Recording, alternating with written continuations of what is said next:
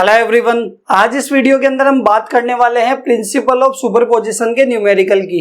तो हमें एक न्यूमेरिकल गिवन है 4 point charges QA equals to +2 microcoulomb, QB equals to -5 microcoulomb, QC equals to +2 microcoulomb and QD equals to -5 microcoulomb are located at the corners of the square ABCD of side 10 cm. What is the net electric field intensity at the center of the square? तो हमारे पास हमें चार charge given है QA, QB, QC और QD, और चारों charge एक square ABCD के चारों कॉर्नर के ऊपर लोकेटेड है और इस स्क्वायर की साइड आपको गिवन है वो है 10 सेंटीमीटर। तो इस स्क्वायर के सेंटर के ऊपर आपको क्या निकालना है? नेट इलेक्ट्रिक फील्ड इंटेंसिटी निकालनी है। तो हम कंसिडर करते हैं कि हमारे पास एक स्क्वायर है,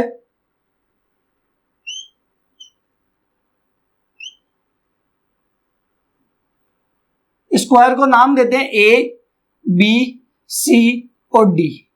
क्लियर है? इस A पॉइंट के ऊपर आपका चार्ज रखा हुआ है वो QA रखा हुआ है 2 माइक्रोकूलम, B पॉइंट के ऊपर चार्ज रखा हुआ है वो QB रखा हुआ है -5 माइक्रोकूलम, C पॉइंट के ऊपर चार्ज रखा हुआ है वो QC रखा हुआ है +2 माइक्रोकूलम, और D पॉइंट पे चार्ज रखा हुआ है QD जो है -5 माइक्रोकूलम।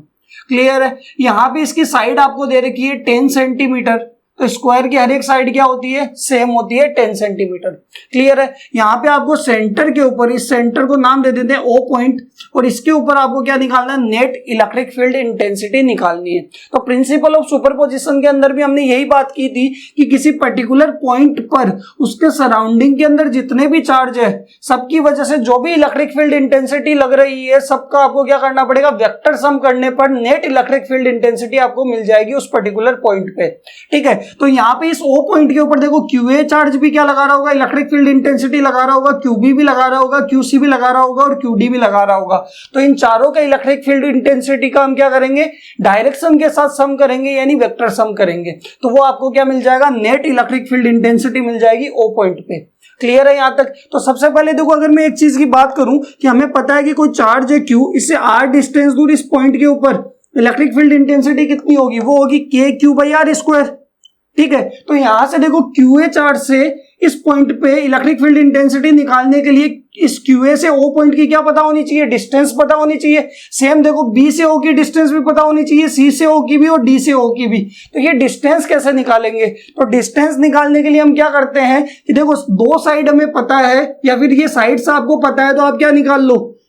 डायगोनल निकाल लो इस स्क्वायर का। तो अगर डायगोनल निकालोगे तो डायगोनल आपके पास पूरा AC की वैल्यू कैसे आएगी? तो देखो ये एक बन गया राइट एंगल ट्राइंगल। तो यहाँ पे आप फॉर्मूला लगा सकते हो पाइथागोरस का, AC का स्क्वायर इक्वल्स टू AB का स्क्वायर प्लस BC का स्क्वायर।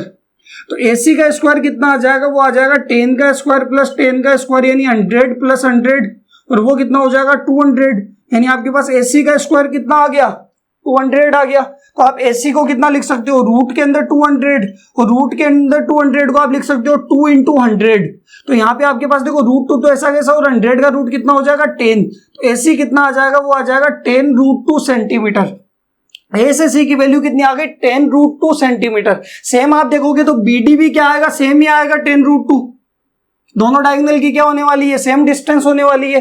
ठीक है? तो अब हमें क्या निकालना है? हमें मिड पॉइंट से बात करनी है, A की, मिड पॉइंट से C की, मिड पॉइंट से B की और मिड पॉइंट से D की। तो ये डिस्टेंस क्या हो जाएगी? ये तो पूरा डायगोनल है तो इसका क्या हो जाएगा? हाफ हो जाएगा। तो यहाँ पे आपके पास ये आएगा 5√2 सेंटीमीटर। ये भी C से O भी कितना होगा? 5√2, B से O भी होगा 5√2 और D से O भी कितना होगा? 5√2 सेंटीमीटर। क्लियर है यहां तक? तो अब सबसे पहले हम बात करते हैं कि QA चार्ज है वो इस O पॉइंट के ऊपर इलेक्ट्रिक फील्ड इंटेंसिटी कितनी लगाएगा। तो देखो QA चार्ज इस O पॉइंट पे इलेक्ट्रिक फील्ड लगाएगा, वो लगाएगा EA, और उसकी डायरेक्शन क्या होगी? तो डायरेक्शन निकालने के लिए हम क्या करते हैं? इस O पॉइंट पे एक चार्ज कंसिडर कर लेते हैं Q0। ठीक है? तो देखो जो QA है वो +2 माइक्रोकूलम है, और ये प्लस का चार्ज इस Q0 को क्या करेगा? रिपेल करेगा। रिपेल करेगा तो फोर्स क्या होगा? रिपल्सिव लगेगा, B की तरफ, C की तरफ लगेगा। तो इलेक्ट्रिक फील्ड भी क्या होगा? इसी डायरेक्शन में होने वाला है। क्लियर है। तो यहां से ई ए की वैल्यू आएगी। सेम देखोगे तो ये बी है, क्यू बी वो क्या है माइनस का 5 है, ये क्यू जीरो को क्या करेगा अट्रैक्ट करेगा, तो इसी डायरेक्शन में क्या लगेगा ई बी। सी देखो प्लस का 2 है तो ये इसको रिपेल करेगा, तो यहां पे क्या लगेगा ई सी लगेगा, और माइनस का 5 है इस क्यू जीरो को अट्रैक्ट करेगा, तो इस डायरेक्शन में क्या होगा डी की तरफ ई डी लगने वाला है। क्लियर है। तो हम चारों ई ए, ई बी, ई सी और ई डी की चारों की सबसे पहले क्या निकालते हैं, वैल्यू निकाल लेते हैं। ठीक है, तो देखो आप क्या फॉर्मूला लगाओगे ई ए निकालने के लिए, ई ए निकालने के लिए आपके पास फॉर्मूला होगा K Q A upon R square. K कितना है 9 इंटू 10 की पावर 9, क्यू ए कितना है, क्यू ए हमारे पास है 2 इंटू 10 की पावर -6, और डिस्टेंस कितनी है आर, आर जो है वो है 5√2। देखो ए से ओ की डिस्टेंस और वो कितनी है 5√2, और सेंटीमीटर में तो मीटर में बदलेंगे तो 10 की पावर -2 का क्या होगा पूरे का होल स्क्वायर। क्लियर है यहां तक। अब अगर इसको सोल्व करते हैं तो देखो हमारे पास आ जाएगा 9 2 जा 18 और 10 की पावर +9 और -6 कितना बचेगा 10 की पावर +3। यहाँ पे देखो 5√2 का स्क्वायर करेंगे तो 5 का स्क्वायर 25 और √2 का कितना हो जाएगा 2, तो 25 इंटू 2 कितना हो जाएगा 50, 10 की पावर -4। तो यहाँ पे आप लिख सकते हो 18/50 इंटू 10 की पावर -4, ऊपर चला जाएगा तो कितना हो जाएगा 7, और इसको आप लिख सकते हो 18/5 इंटू 10 की पावर 6, क्योंकि एक जीरो से एक जीरो कट जाएगा, और ये आएगा न्यूटन पर कूलम। किसकी वैल्यू आई ई ए की। क्लियर है। अब हम बात करते हैं ईबी की वैल्यू की, तो ईबी कितना होगा, तो ईबी देखो -5 माइक्रो कूलम है, और कितनी डिस्टेंस दूर निकालना है 5√2। तो देखो इलेक्ट्रिक फील्ड वेक्टर क्वांटिटी है, तो हम चार्ज क्या लेते हैं विदाउट साइन लेते हैं, क्योंकि साइन से तो आपको डायरेक्शन पता लगी गई। तो यहाँ पे देखो K Q B upon R square, K कितना है 9 इंटू 10 की पावर 9, क्यू बी कितना है वो आपके पास 5 इंटू 10 की पावर -6, 5√2 इंटू 10 की पावर -2 का होल स्क्वायर। तो ये आपके पास आ जाएगा देखो 9 5 या 45, 10 की पावर +3, और ये हो जाएगा 5√2 का स्क्वायर कितना आएगा वो आएगा 50, 10 की पावर -4। क्लियर है। तो यहाँ पे अगर आप देखोगे तो 45/5 इंटू 10 की पावर कितना होगा प्लस का 6, क्योंकि ऊपर चला जाएगा +7 होगा, और ये एक जीरो से एक जीरो कट जाएगा, और अगर ये 45 भी 5 से कट रहा है 9 टाइम्स, तो 9 इंटू 10 की पावर 6 आपके पास क्या आ जाएगा न्यूटन पर कूलम ईबी आ जाएगा।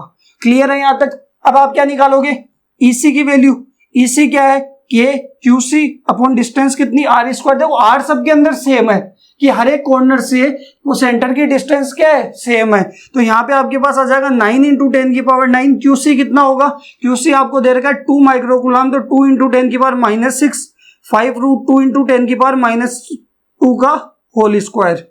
तो यहाँ पे आपके पास वही आएगा 18, 10 की पावर 3, और यहाँ पे आपके पास आ जाएगा 50 इंटू 10 की पावर -4। तो सेम आने वाला है 18/5 इंटू 10 की पावर 6 न्यूटन पर कूलम। क्लियर है। यही अगर मैं ईडी की बात करूं तो ईडी किसकी वजह से -5 माइक्रो कूलम की वजह से ओ पॉइंट पे होने वाला है इलेक्ट्रिक फील्ड, और वो होगा K Q D upon R square. तो के कितना है 9 इंटू 10 की पावर 9, क्यू डी कितना है वो आपके पास 5 इंटू 10 की पावर -6, 5√2 इंटू 10 की पावर -2 का होल स्क्वायर। क्लियर है यहां तक। अब देखो इसको सोल्व करेंगे तो ये 9 5 जब 45, 10 की पावर 3, और ये आ जाएगा 50, 10 की पावर -4, तो वही आने वाला है 9 इंटू 10 की पावर 6 न्यूटन पर कूलम। क्लियर है। तो आपके पास ई ए, ई बी, ई सी और ई डी की वैल्यू आ गई। तो हमें क्या निकालना है, इस ओ पॉइंट के ऊपर चारों इलेक्ट्रिक फील्ड पता लग गया, तो इन सबका क्या करना है वेक्टर सम करना है, यानी डायरेक्शन के साथ सम करेंगे तो इस ओ पॉइंट के ऊपर आपको नेट इलेक्ट्रिक फील्ड इंटेंसिटी मिल जाएगी। क्लियर है यहां तक। तो देखो वेक्टर सम कैसे करेंगे, तो देखना अगर ओ पॉइंट को मैं बाहर बनाऊं यहाँ पे, तो ओ पॉइंट के ऊपर इधर की तरफ लग रहा है ई ए, और जिसकी वैल्यू आपके पास 18/5 इंटू 10 की पावर 6 न्यूटन पर कूलम। इधर की तरफ लग रहा है अपोजिट डायरेक्शन के अंदर वो लग रहा है ई सी, और ई सी की वैल्यू भी कितनी है वो आपके पास 18/5 इंटू 10 की पावर 6 न्यूटन पर कूलम।